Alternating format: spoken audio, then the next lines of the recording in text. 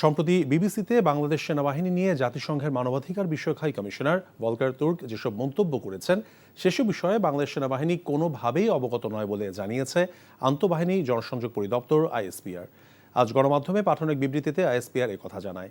জুলাই অভ্যুত্থানের সময় জাতিসংঘের মানবাধিকার বিষয়ক হাই কমিশনার থেকে সেনাবাহিনীকে বার্তা বা ইঙ্গিত দেওয়া হয়েছিল। ভলকার তুর্কের এমন মন্তব্যের জবাবে বিবৃতিতে বলা হয়, এমন কোনো ইঙ্গিত বা বার্তার বিষয়ে বাংলাদেশ সেনাবাহিনী অবগত নয়। যদি এ সংক্রান্ত কোনো উদ্বেগ প্রকাশ করা হয়ে থাকে তবে তা তৎকালীন সরকারকে জানানো হয়ে থাকতে পারে।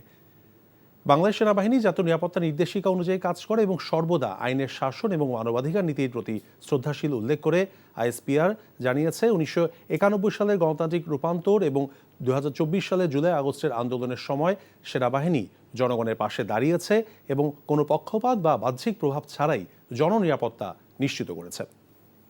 এই ঈদে জামা জুতো অ্যাক্সেসরিজের ডিসকাউন্ট